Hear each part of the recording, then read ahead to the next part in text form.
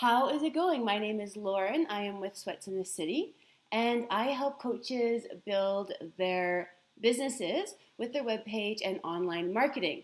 And today I am hosting a little mini masterclass all about website structure and mistakes that I see that people make when they are building their web pages or what's on their web pages. A lot of us are coaches, a lot of us have limited marketing budgets, we are solopreneurs, we are doing it ourselves.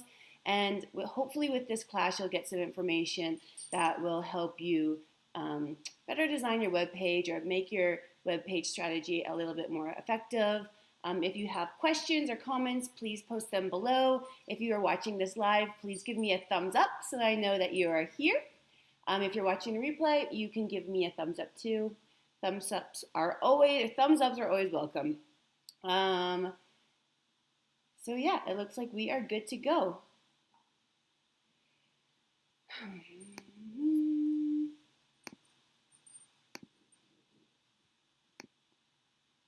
All right, so website structure and common websites mistakes. That is what we are going to be talking about today. Just making sure everything transfers. Yep, we're good. All right, so this is how I felt when I first started making my website. My website. I knew I needed a website for my business to have an online presence. I created one myself to showcase my services. I DIY'd it to save money versus hiring it out to a developer because that's extremely expensive. I spent hours making it look good. And did it grow my business? I'm not sure because I had no structure on how to measure if it was growing my business or not.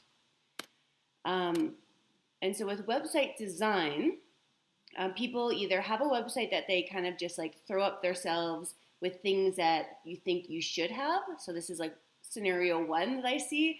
So people just kind of put it together, put things up, post it, it's out in the world, you have a presence. So if anyone were to Google you or you could refer someone to your webpage, there's information there. So that's step one or scenario one. And then scenario two is people that overpay a web developer. They have a beautiful online brochure, but there's no website structure or website strategy. And that's what we're going to talk more about today. We're going to land somewhere in the middle. So we're going to talk about DIYing it without and having strategy without having to pay a massive amount of money for a designer. So one thing that we think of, you do not need to spend tons and tons of money on your site. You do not need to spend tons and tons of time on your site. And you do not need a complicated information overloaded site to grow your business. So here are 5 mistakes that I see people make when they're building their site. It's usually confusing. When you go onto the site, you don't know where to click. You may or may not know who they work with or the services that they provide. It's kind of just like mashed together and it's not very straightforward and clear. Which brings me to the next part. There's no clear strategy. So when someone comes to your website, you want to be in control. It is passive, so you're not directly with the person, obviously, but you want to have control of where they're going to click and some sort of strategy where you can direct them through their journey through your site. Some sites look a little bit homemade, so the fonts, the colors, the graphics, they don't really sync together. That's all I'm going to say on that one. I think you know what I'm talking about. There's too much about them and not enough about your client. So your webpage is about your business, but you want to present it in a way where it's about your business and it's going to help your client. It's not about your business and all about you. People love to know what's in it for them. So when someone comes onto your site, you want them to know right away that 1, they're in the right spot, and 2, how you're going to help them. They want to know immediately what's in it for them. What are they going to benefit by either working with you or even just staying on your site a little bit longer? Broken links and outdated information.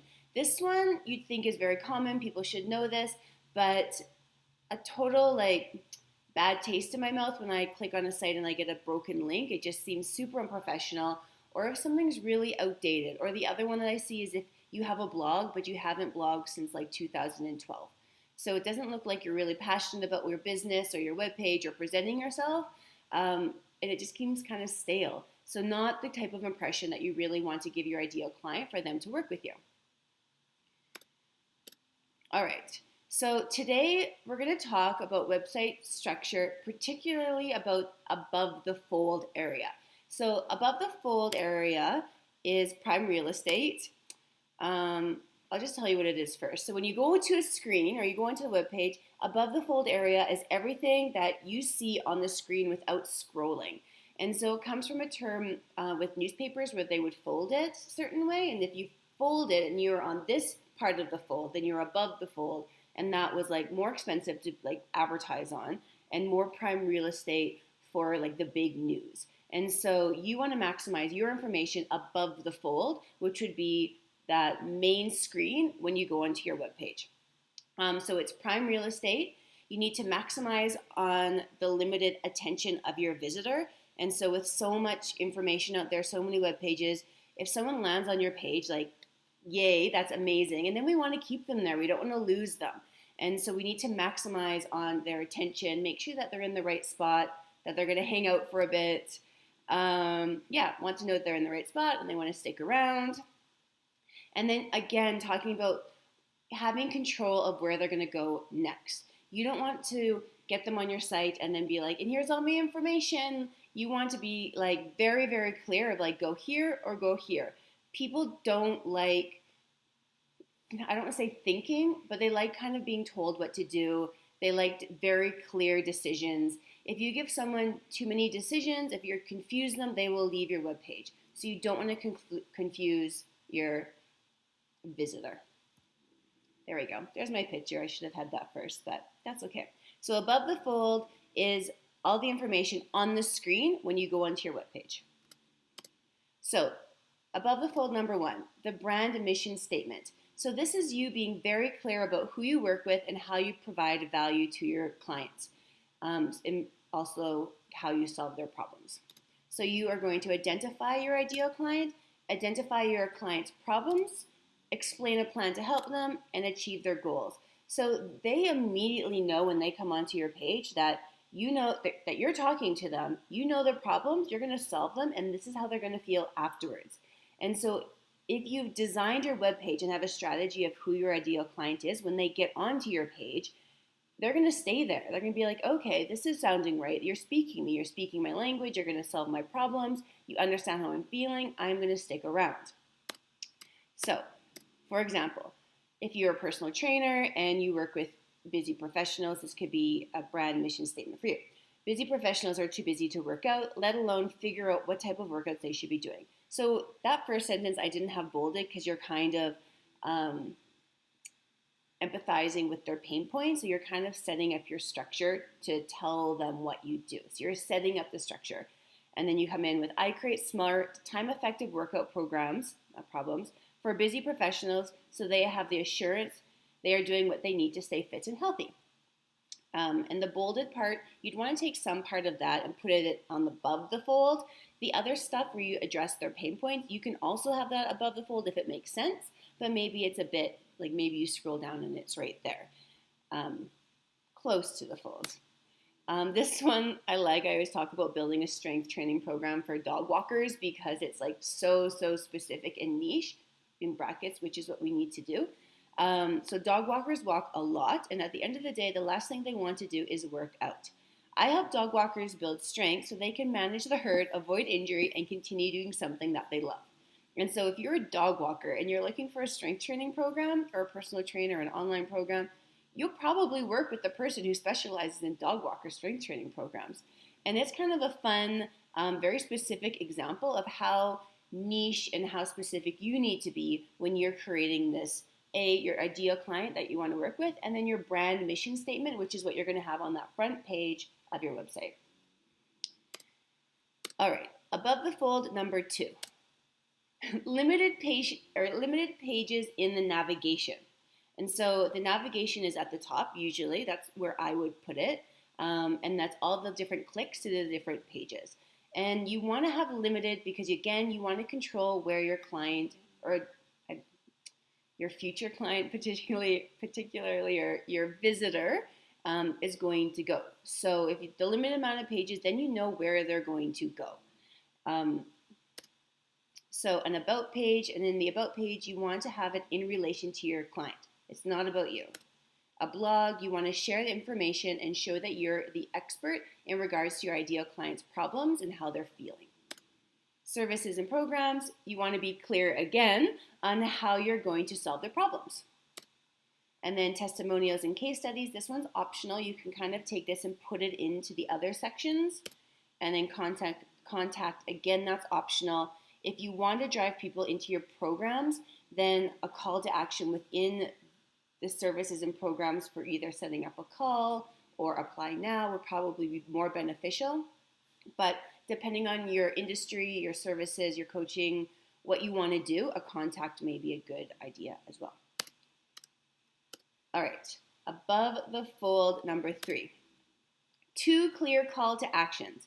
So I guess a call to action is when you're asking someone to do something. So buy now, click here, put your email in here to get this. You're telling them what to do.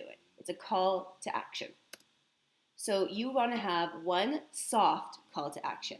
So this is something that's very low barrier. There's not a lot of commitment, but it would be perhaps giving out an email to get something, a freebie in return. And there's so much talk now about like freebies and email lists. And I believe that it is hugely beneficial, because if your ideal client is coming to your website and you have something of high value that you're going to give them for free, they're going to want to give you their email address so that they can have it. And once you have your email address, then you can start an email strategy and email sales process. And that's for a different masterclass.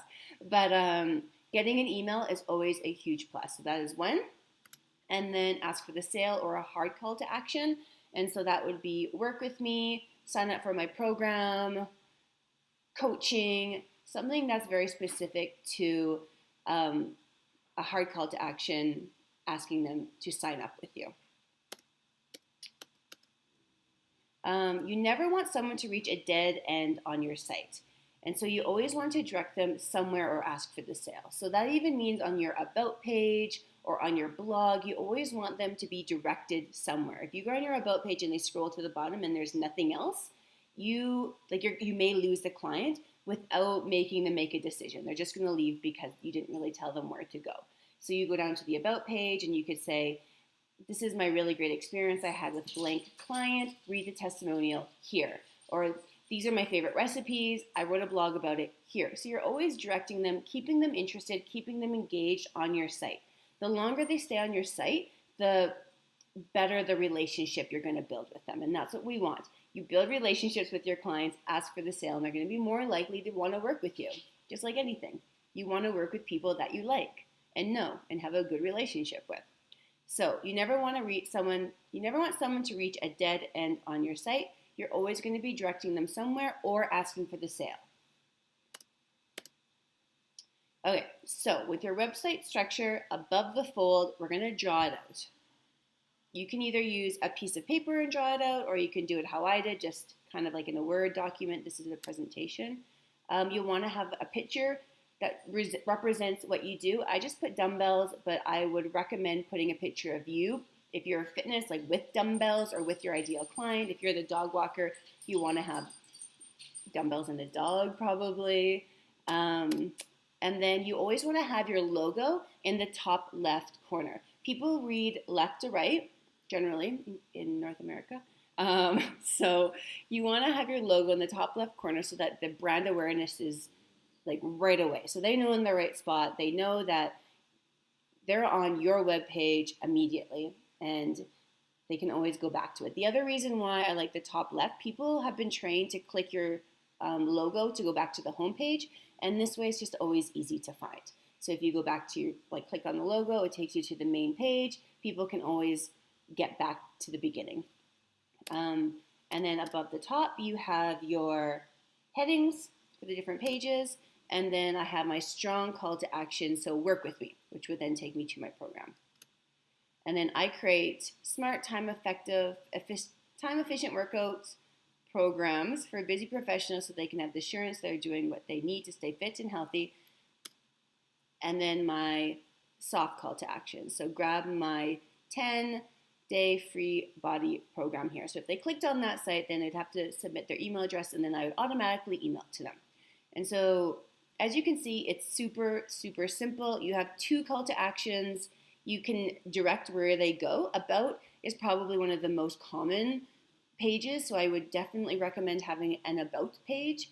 I like having a blog page because you can clearly share your expertise or passions or things that if people came onto your site, they could find out more about what you like.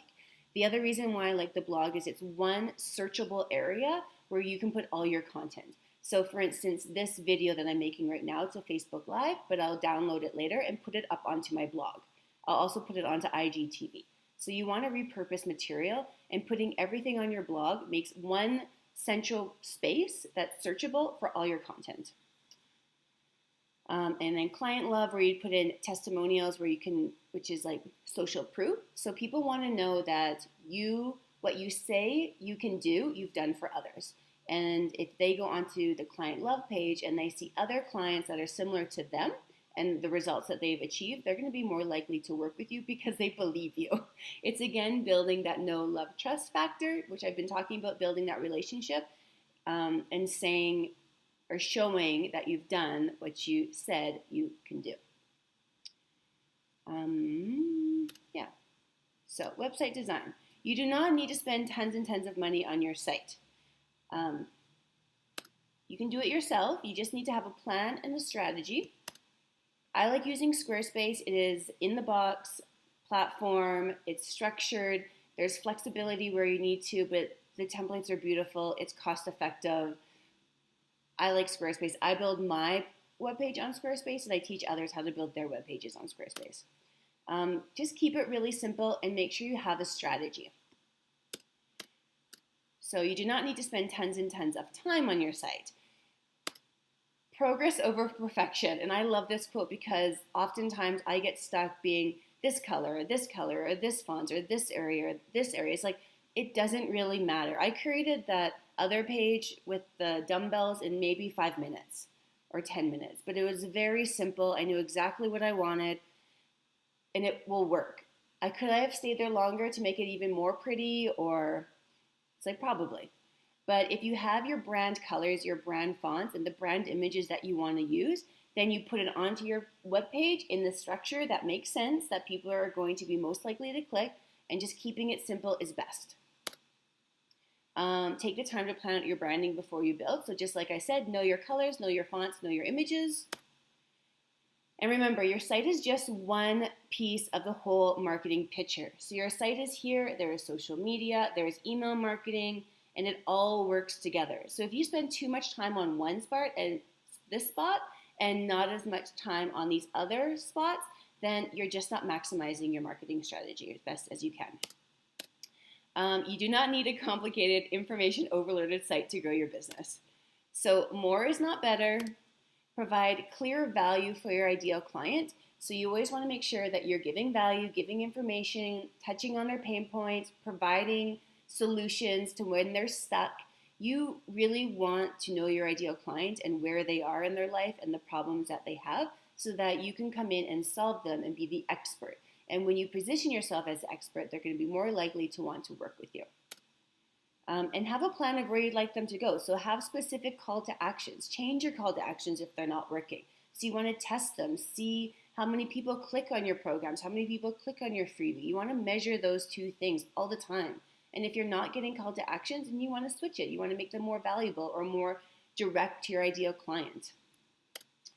So marketing strategy worksheet. So if you like this whole presentation, I've created a marketing strategy worksheet that kind of has a bigger overview of all those different parts that I talked about, like getting clear on your ideal client, getting clear on your strategy, and getting clear on your services and programs and how you're going to structure them for your ideal client.